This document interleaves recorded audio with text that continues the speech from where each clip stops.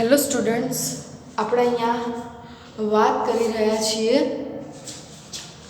બેઝિકતાની. કયા સંયોજનની બેઝિકતા કોની કમ્પેરમાં વધારે હશે અને કેમ, અને કોની ઓછી હશે અને કેમ. તો આપણે અહીંયા વાત કરી રહ્યા છીએ જેમ એસિડિકતામાં વાત કરતા હતા કે જેમ રીતે ઇલેક્ટ્રોન આકર્ષક સમૂહ જોડાયેલો હોય તો એસિડ સારો બને, એમ અહીંયા ઇલેક્ટ્રોન દાતા સમૂહ જોડાયેલો હોય તો બેઝ સારો બને. કારણ કે એસિડની વ્યાખ્યા પ્રમાણે એને પ્રોટોનનું દાન કરવાનું હોય અને બેઝની વ્યાખ્યા પ્રમાણે એને પ્રોટોન સ્વીકારવાનો હોય.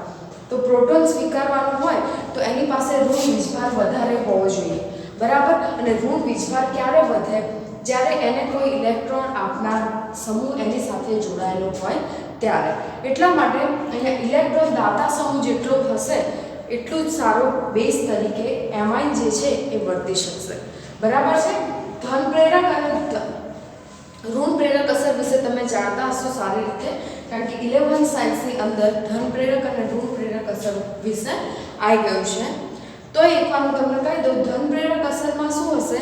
જેમ કે અહીંયા હોય CH3NH2, તો આ જે CH3 છે એ ઇલેક્ટ્રોન આપશે કોને? NH2 ને. કારણ કે એ પોતે ઇલેક્ટ્રોન દાતા સમૂહ છે અને પોતાના ઉપર કેવો વીજભાર ઊભો કરે છે? ધન વીજભાર ઊભો કરે છે. તો એ રીતે ધન પ્રેરક અને ઋણ પ્રેરક અસર ઇલેક્ટ્રોન દાતા અને ઇલેક્ટ્રોન આકર્ષક સમૂહના આધારે ઊભી થાય છે. તો અહીંયા કેટલીક ધન પ્રેરક ઋણ પ્રેરક અસરના કારણે પણ એની બેઝિકતા ઉપર અસર થાય છે. દ્રાવક યોજન, અવકાશીય અસર, આ બધી વસ્તુ જે છે એ બેઝની પ્રબળતા ઉપર અસર કરે છે. તો અહીંયા આપણે જોઈએ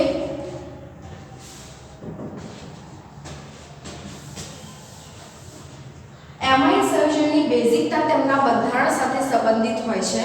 એમાઇન સંયોજનના બેઝિક લક્ષણનો આધાર એસિડ પાસેથી પ્રોટોન સ્વીકારીને કેટાયન બનવાની સરળતા.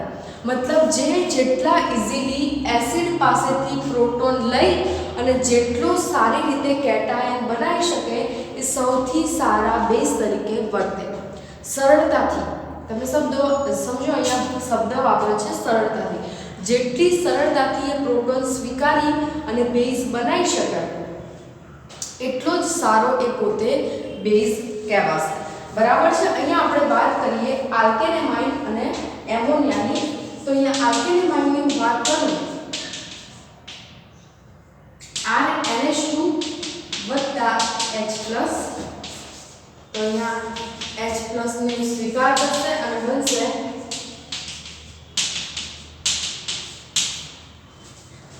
એ જ રીતે એમોનિયાની વાત કરું NH3, તો એ પણ H+ સ્વીકારશે.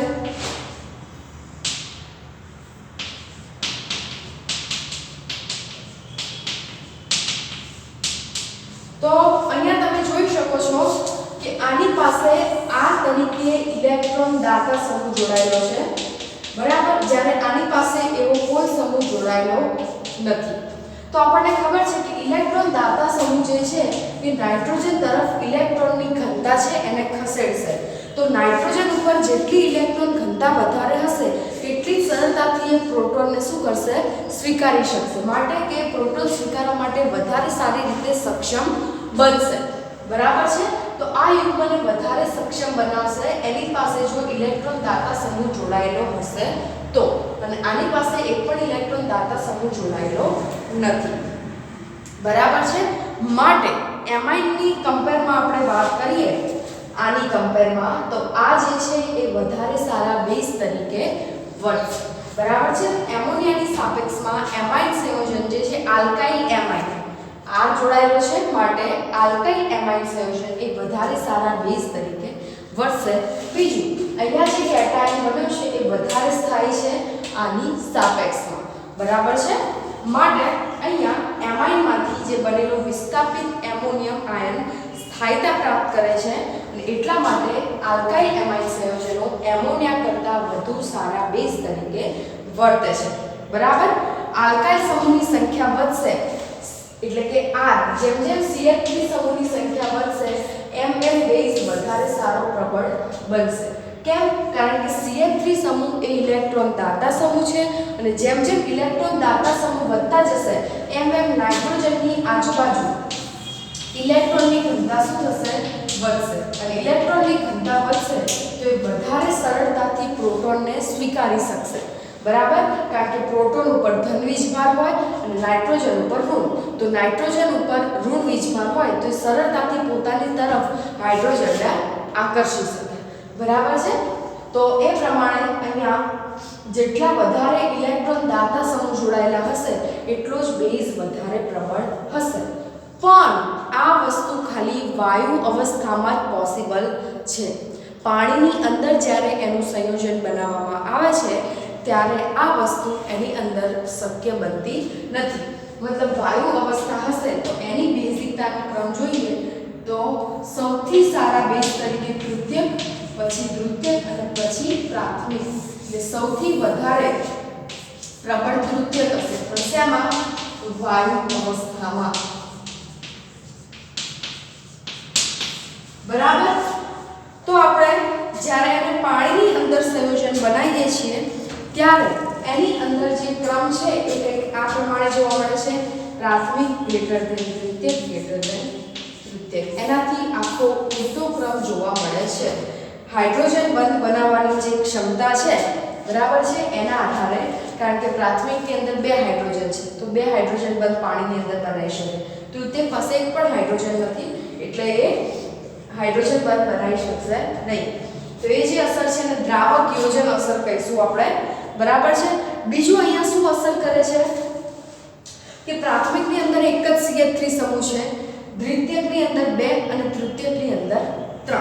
તો હવે જેમ જેમ CH3 સમૂહ વધતા જશે એમ અવકાશીય અસર થશે. અવકાશીય અસર જ્યારે મોટા મોટા સમૂહ જોડાયેલા હોય ત્યારે જે નવો એન્ટર થતો સમૂહ છે એને અવકાશીય અવરોધ નડે.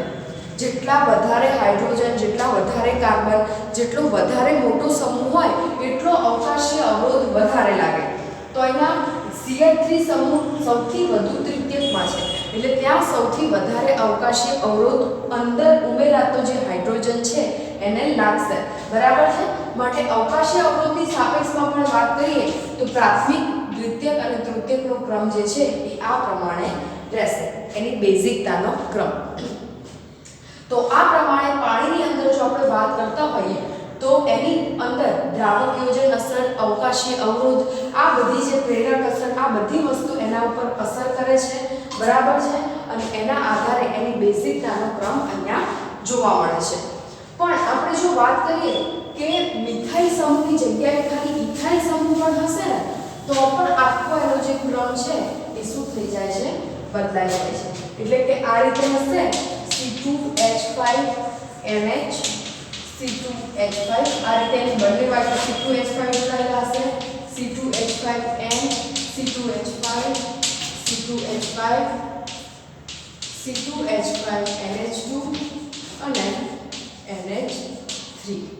તો આ પ્રમાણે તમે અહીંયા જુઓ આનો ક્રમ કેટલો આડોઅવળો છે.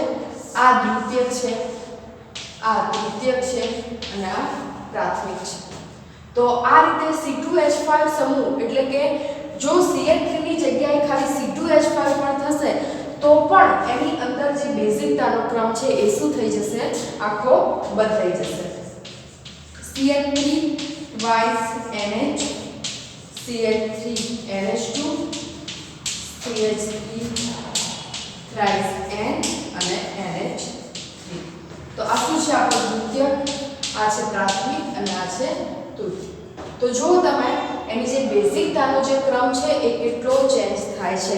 પાણીની અંદર રહેલી દ્રાવક યોજન અસર, અવકાશીય અવરોધ અને હાઇડ્રોજન બંધ બનાવવાની એની ક્ષમતા, આ બધી વસ્તુને આધારે તમે જોઈ શકો છો અહીંયા કે એની જે બેઝિકતા છે એના પ્રબળતાના ક્રમમાં આટલો બધો તફાવત જોવા મળે છે. તો આ પ્રમાણે બેઝિકતા જે છે આગળ તમે આખું કોષ્ટક જોયું કે PKB ના મૂલ્યો જે છે એના આધારે એની જે બેઝિકતા છે એ શું છે?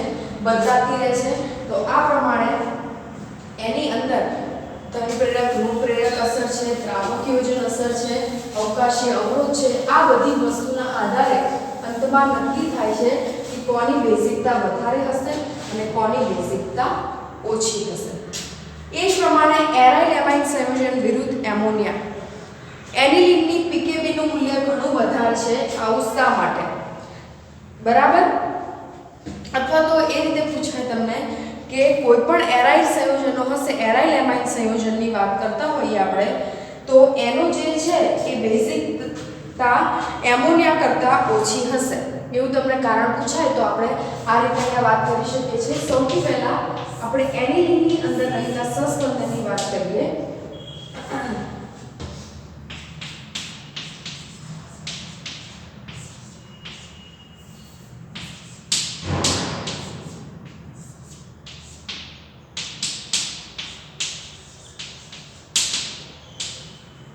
અહીંયા જે બંધ પરના ઇલેક્ટ્રોન છે એ કોણ લઈ લેશે? બેન્ઝીન લઈ લેશે. અને અહીંયા આ બંધ પરના ઇલેક્ટ્રોન અહીંયા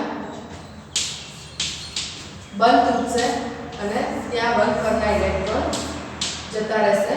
હવે આ ઇલેક્ટ્રોન છે અહીંયા બંધ બનાવશે અને આ ઇલેક્ટ્રોન અહીંયા અબંધકારક ઇલેક્ટ્રોન યુગ્મ સ્વરૂપે જોવા મળશે.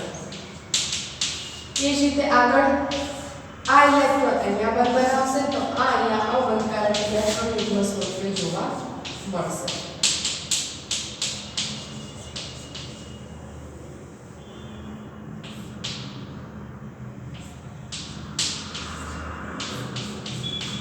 એ જ રીતે શું થશે? અહીંયા આ જે ઇલેક્ટ્રોન છે અહીંયા બંધ બનાવશે અને આ ઇલેક્ટ્રોન પાછા નાઇટ્રોજન ઉપર શિફ્ટ થઈ જશે.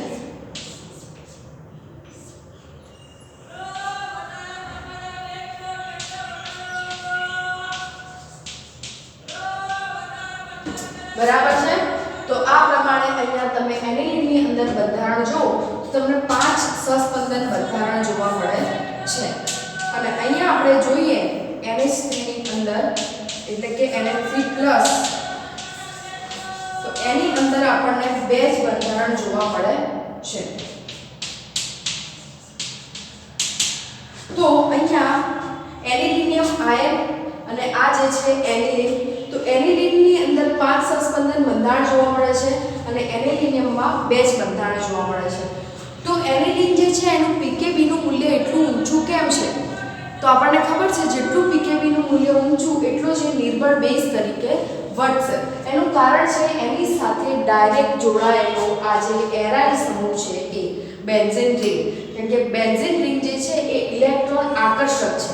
એટલે ઇલેક્ટ્રોન આકર્ષક હોવાના કારણે એ બંધ પરના ઇલેક્ટ્રોન યુગ્મને એની પાસે લઈ લેશે અને એના કારણે એક સારો એવો બેઝ તરીકે વર્તી શકશે નહીં.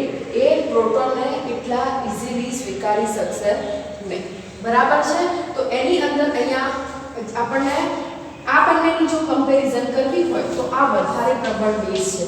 કારણ કે આની અંદર 5 સહસ્પંદન બંધારણ જોવા મળે છે અને આની અંદર 2 જ સહસ્પંદન બંધારણ જોવા મળે છે. તો અહીંયા 2 સહસ્પંદન બંધારણ છે એટલે આ ઓછું સ્થાયી છે અને આની અંદર 5 સહસ્પંદન બંધારણ છે એટલે આ વધારે સ્થાયી છે આની સાપેક્ષમાં. બરાબર. પણ આનું પીકેબી નું મૂલ્ય કેમ વધારે છે? આ બંનેની વાત કરતા હોય તો આ બંને પાસે બેન્ઝીન રિંગ જોડાયેલી છે જે ઇલેક્ટ્રોન આકર્ષક સમૂહ તરીકે વર્તે છે અને એના કારણે આ જે છે એ સારા એવા બેઝ બની શકતા નથી અને એના કારણે આ બંને કરતા એમોનિયા જે છે એ સારા એવા બેઝ તરીકે વર્તે છે. તો આપણને એક્ઝામમાં પૂછાય કારણ આપો કે એમોનિયા એ એરાઇલ સંયોજનો કરતા એરાઇલ એમાઇન સંયોજન કરતાં વધારે સારા બેઝ તરીકે વર્તે છે. તો આપણે આ રીતે એને સમજાવી શકીએ કે ડાયરેક્ટ બેન્ઝીન રિંગ સાથે જોડાયેલ છે જે શું થશે ઇલેક્ટ્રોન આકર્ષક સમૂહ તરીકે વર્તે છે અને એના કારણે જે છે એ ઇલેક્ટ્રોન યુગ્મ બેન્ઝીન વલય સાથે સંયુગ્મનમાં હોવાથી પ્રોટોનેશન માટે ઓછું પ્રાપ્ય બને છે. પ્રોટોનેશન કરાઈ શકતું નથી એ જે નાઇટ્રોજન છે એ. માટે શું થશે અહીંયા કે પ્રોટોનેશન માટે ઇઝીલી અવેલેબલ નહીં હોય આ માટે એ વધારે સારા બેઝ તરીકે વર્તી શકશે નહીં. તો તમે આ પ્રમાણે એની વાત કરી શકો છો.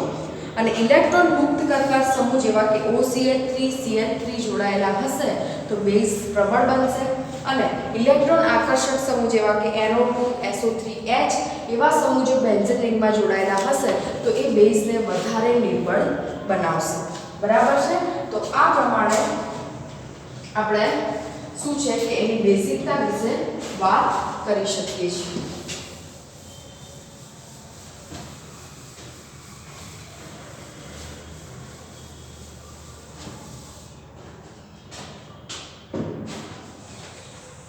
કોડ 13.4 છે, તમારે જાતે કરવાનો રહેશે.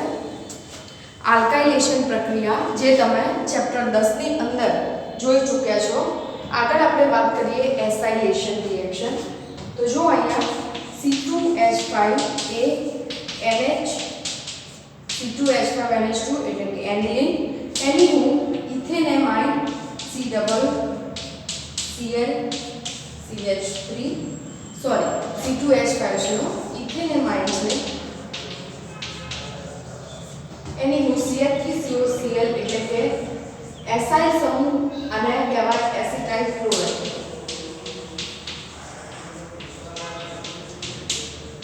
આની સાથે હું પ્રક્રિયા કરીશ તો શું થશે? તો કે આ બંધ પરના ઇલેક્ટ્રોન ઓક્સિજન ઉપર શિફ્ટ થશે. બરાબર? એટલે અહીંયા કાર્બન ઉપર ધન વીજભાર આવશે. એટલે આ જે છે એ કાર્બન ઉપર અટેક કરશે કારણ કે એની પાસે ઇલેક્ટ્રોન યુગ્મ છે. બરાબર છે? તો આ પ્રમાણે થશે C2H5NH, એની બંને બાજુ હાઇડ્રોજન જોડાયેલા છે H, અહીંયા શું જોડાશે? કાર્બન, કારણ કે એ નાઇટ્રોજન એ કાર્બન ઉપર અટેક કરે છે. કાર્બન જોડાશે ઓક્સિજન ઉપર બહુ વીજભાર, આ Cl અને આ CH3. તો આ પ્રમાણે જોડાશે. બરાબર છે? હવે શું થશે? તો અહીંયા બંધ પરના ઇલેક્ટ્રોન લઈ અને Cl અહીંયાથી દૂર થશે. એટલે કાર્બન ઉપર પાછો શું આવશે? ધન વીજભાર આવશે. એટલે આ જે બંધ પર ઓક્સિજનના ઇલેક્ટ્રોન છે બંધ ઉપર શિફ્ટ થશે. નામ બનશે C2H5NH. અહીંયા હાઇડ્રોજન ઉપર કેવું વીજભાર છે? ધન. એટલે હાઇડ્રોજન અહીંયાથી દૂર થશે. બરાબર? અને અહીંયા જે છે નાઇટ્રોજન ઉપર ઇલેક્ટ્રોન જતા રહેશે C double bond O CH3. બરાબર છે? તો આ પ્રમાણે N ઇથાઇલ ઇથેનેમાઇડ બનશે. અહીંયા શું બન્યું? CONH એટલે એમાઇડ. તો N ઇથાઇલ ઇથેનેમાઇડ આપણને મળશે અને અહીંયાથી HCl શું પડશે? છૂટો પડશે. બરાબર છે? તો આ પ્રમાણે આપણે એમાઇડ બનાવીશું. એ જ રીતે NH C2H5 વત્તા CH3COCl. તો આમાં પણ શું થશે? જો સૌથી પહેલા બંધ પરના ઇલેક્ટ્રોન અહીંયા જશે એટલે નાઇટ્રોજન જે છે એ કાર્બન ઉપર અટેક કરશે અને આ રીતે જોડાશે C2H5NH C2H5 શું થશે? અહીંયા કાર્બન ડાયરેક્ટ એની સાથે જોડાશે, ઓક્સિજન માઈનસ, એક બાજુ Cl અને એક બાજુ CH3. બરાબર છે? હવે શું થશે? તો કે અહીંયાથી Cl એ બંધ પરના ઇલેક્ટ્રોન લઈને છૂટો પડે. એ કાર્બન ઉપર ધન વીજભાર આવે. એ ધન વીજભાર દૂર કરવા ઓક્સિજન એના ઇલેક્ટ્રોન આપશે અને બંધ બનાવશે અને અહીંયાથી હાઇડ્રોજન એ ઇલેક્ટ્રોન લીધા વગર છૂટો પડશે. એ ઇલેક્ટ્રોન જે છે એ નાઇટ્રોજનના ધન વીજભારને દૂર કરશે. એટલે જે રિફર મળશે એ આવી મળશે C2H5N C2H5 C double bond O CH3. બરાબર છે? તો આ રીતે આપણી જે નિપજ છે એ મળશે NN ડાઇઇથાઇલ ઇથેનેમાઇડ. શું મળશે? NN ડાઇઇથાઇલ ઇથેનેમાઇડ. તો આ પ્રમાણે આપણી જે નિપજ છે એ મળશે.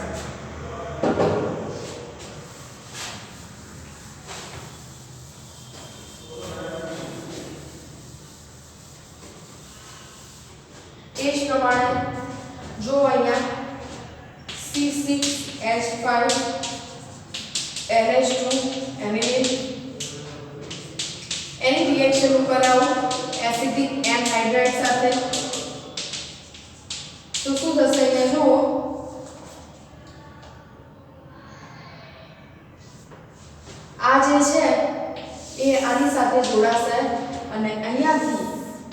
આ હાઇડ્રોજન CH3COOH સ્વરૂપે છૂટો પડશે અને આ અહીંયા જોડાશે તો આવું બનશે C6H5NHCOCH3 બરાબર છે। આ નાઇટ્રોજન આ કાર્બન ઉપર અટેક કરશે, આ બંધ પડતા ઇલેક્ટ્રોન ઓક્સિજન ઉપર જતા રહે, બરાબર। એટલે અહીંયા ધન વીજભાર આપે એટલે આ નાઇટ્રોજન અટેક કરશે આ કાર્બન ઉપર, એ જોડાશે એની સાથે, બરાબર। પછી કાર્બન ઉપર ધન વીજભાર આવે એટલે ઓક્સિજન પાછા ઇલેક્ટ્રોન આપી અને અહીંયા શું બનાવી દેશે, ડબલ બોન્ડ બનાવી દેશે। તો આ પ્રમાણે આપણને શું મળશે, એમાઇડ સંયોજનો મળશે, બરાબર છે। એસાઇલ સમૂહ સાથે આપણે રિએક્શન કરીશું તો મને આ રીતે એસિટાની લાઈન આ જે મળ્યો એને શું કહેવાય, એસિટાની લાઈન। એક્ચ્યુઅલમાં એનું સ્ટ્રક્ચર આવું હશે કંઈક CONH3 આને કહેવાય એસિટાની લાઈન। એ જ રીતે CH3NH2 એની C6H5COCl તો અહીંયા શું થશે, HCl છૂટો પડશે, અહીંયાથી એક હાઇડ્રોજન અને અહીંયાથી Cl, બરાબર છે। આ જે નાઇટ્રોજન છે એ શું થશે, અહીંયા આ કાર્બન સાથે જોડાશે અને બનાવશે CH3NHCOC6H5, બરાબર છે। તો આ જે મળશે એ એન મિથાઇલ બેન્ઝેમાઇડ મળશે, એક બાજુ ઇથેન જોડાયેલો છે અને એક બાજુ બેન્ઝેમાઇડ એટલે એન મિથાઇલ બેન્ઝેમાઇડ મળશે, બરાબર છે। એ જ રીતે આગળ છે કાર્બાઇડ એમાઇડ પ્રક્રિયા, તો એની અંદર જુઓ અહીંયા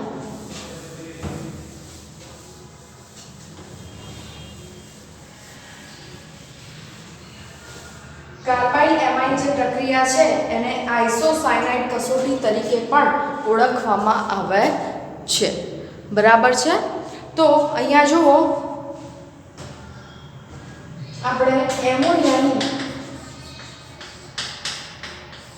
CnCl3 ક્લોરોફોર્મ વત્તા KOH સાથે પ્રક્રિયા કરીશું તો શું મળશે, તો કે અહીંયા કાર્બન જોડાશે, અહીંયાથી હાઇડ્રોજન છૂટો પડશે એટલે મળશે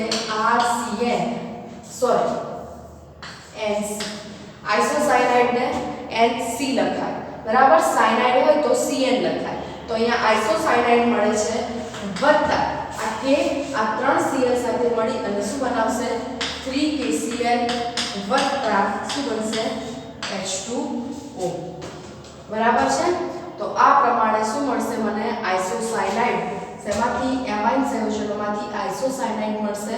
અહીંયા હાઇડ્રોજન, અહીંયા 3 OH છે, બરાબર, અને એક અહીંયા અને બે ના 3 અને 3 6 એટલે 3H2O અહીંયા બનશે, બરાબર। 3KCl 3H2O અને આઇસોસાયનાઇડ મળશે। તો આ જે છે એ કાર્બાઇડ એમાઇડ પ્રક્રિયા અથવા તો આઇસોસાયનાઇડ કસોટી તરીકે ઓળખવામાં આવે છે। અને દ્વિતીયક અને તૃતીયક સંયોજનો જે છે એમાઇન એ આ પ્રક્રિયા આપશે ને ખાલી પ્રાથમિક એમાઇન સંયોજનો જ આ પ્રક્રિયા આપશે, બરાબર છે। તો બીજું આપણે એને પ્રાથમિક એમાઇન કસોટી તરીકે પણ ઓળખી શકીએ છીએ। જો તમે એમાઇનની અંદર KOH અને CHCl3 નાખો અને પ્રક્રિયા થાય તો એનો મતલબ કે પ્રાથમિક એમાઇન છે અને પ્રક્રિયા ના થાય તો યા તો દ્વિતીયક છે યા તો તૃતીયક એમાઇન હાજર છે। તો આ પ્રમાણે આને પ્રાથમિક એમાઇનની પરખ માટેની કસોટી પણ આપણે એને કહી શકીએ છીએ। આગળ છે નાઇટ્રસ એસિડ સાથેની પ્રક્રિયા RNH2 વત્તા HNO2 NaNO2 વત્તા HCl, તો NaNO2 વત્તા HCl સાથે પ્રક્રિયા થશે એટલે આ ડાયએઝોનિયમ ક્ષાર બનાવશે, તો શું બનશે, RN2Cl, બરાબર છે। શું બનશે અહીંયા, RN2Cl અને પાણી સાથે આપણે પ્રક્રિયા કરતા શું થશે, અહીંયાથી N2 દૂર થશે અને ROH પાણીની અંદરથી OH હશે એ અહીંયા જોડાશે, Cl અને H ભેગા મળીને શું બનાવશે, HCl વત્તા આ પ્રમાણે શું મળશે મને એમાઇનમાંથી આલ્કોહોલ સંયોજન મળશે નાઇટ્રસ એસિડ સાથે હું પ્રક્રિયા કરીશ ત્યારે એ જ રીતે C6H5NH2 NaNO2 વત્તા HCl સાથે પ્રક્રિયા કરાવું તો શું થશે આનો પણ ડાયઝોનિયમ ક્ષાર મળશે C6H5N2Cl બરાબર જે આપણે સેન્ડવેર પ્રક્રિયાની અંદર બનાવતા હતા ડાયઝોનિયમ ક્ષાર એમ ડાયઝોનિયમ ક્ષાર મળશે વત્તા NaCl વત્તા 2 મૂળ પાણીના અહીંયા શું થશે છૂટા પડશે તો આ પ્રમાણે જો અહીંયા બેન્ઝીન ડાયઝોનિયમ ક્લોરાઇડ મળે છે મને બરાબર છે આમાંનો જે N છે એ અહીંયા જોડાશે એટલે N2 મળશે અને Cl જોડાશે એટલે C6H5N2Cl મળશે આમાંનો Na આ Cl સાથે NaCl બનાવશે વત્તા શું થશે પાણી બરાબર છે તો આ પ્રમાણે એનિલિનમાંથી બેન્ઝીન ડાયઝોનિયમ ક્લોરાઇડ મને મળશે બરાબર છે આ બધી આપણે એની કાર્બનિક પ્રક્રિયાઓ જે છે એ આપણે રાસાયણિક પ્રક્રિયાઓ એની જોઈ રહ્યા છીએ આગળ છે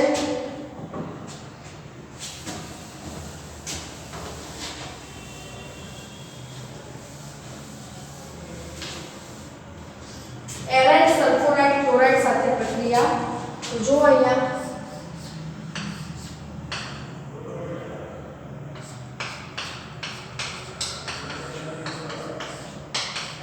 SO2Cl વત્તા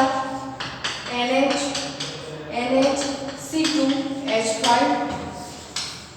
તો શું થશે અહીંયા જો અહીંયાથી HCl છૂટો પડશે આ નાઇટ્રોજન આની સાથે અટેચ થશે એટલે આ રીતે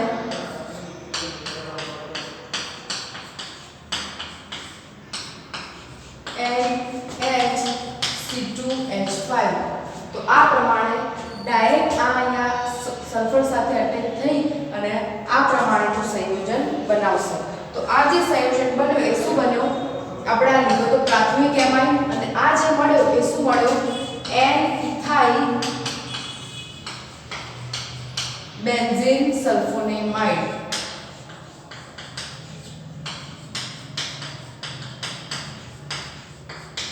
જો અહીંયા N સાથે એક બાજુ ઇથાઇલ છે એટલે N-ethyl બેન્ઝીન અને આ જે છે એ સલ્ફોનેમાઇડ એટલે N-ethyl સલ્ફોનેમાઇડ પ્રાથમિકમાંથી આ શું મળે મને દ્વિતીયક મળે બરાબર છે એ જ રીતે હું દ્વિતીયકની પ્રક્રિયા કરાવું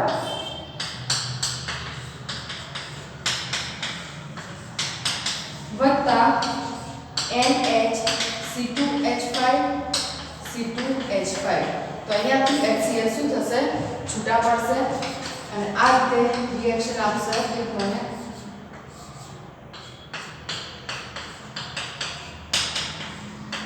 NC2H5 C2H5 તો જો અહીંયા ડાયરેક્ટ આની સાથે અટેચ થશે એટલે શું બનશે NN ડાઇઇથાઇલ બેન્ઝીન સલ્ફોનેમાઇડ આ જે હતો એ લીધો તો મેં દ્વિતીયક અને મળ્યો મને તૃતીયક તો આ રીતે હું જ્યારે એની બેન્ઝીન સલ્ફોનાઇલ ક્લોરાઇડ સાથે રિએક્શન કરાવીશ એ હિન્સબર્ગ પ્રક્રિયક તરીકે ઓળખાય છે અને આપણે હિન્સબર્ગ પ્રક્રિયક કહીએ છીએ તો એક્ઝામમાં પૂછાય નીચેનામાંથી કયો હિન્સબર્ગ પ્રક્રિયક છે તો આ રીતે તમારો બેન્ઝીન સલ્ફોનાઇલ ક્લોરાઇડ એ હિન્સબર્ગ પ્રક્રિયક છે પ્રાથમિકમાંથી દ્વિતીયકમાં અને દ્વિતીયકમાંથી તૃતીયકમાં તૃતીયક પાસે એક પણ હાઇડ્રોજન નથી માટે આ પ્રક્રિયા તૃતીયક જે છે એ આપી શકશે નહીં તો આનો ઉપયોગ તમે હિન્સબર્ગ પ્રક્રિયકનો ઉપયોગ પ્રાથમિક દ્વિતીયક અને તૃતીયક એમાઇનના અલગીકરણ માટે કરી શકો છો જ્યારે તમને ત્રણેયનું મિશ્રણ આપ્યું હોય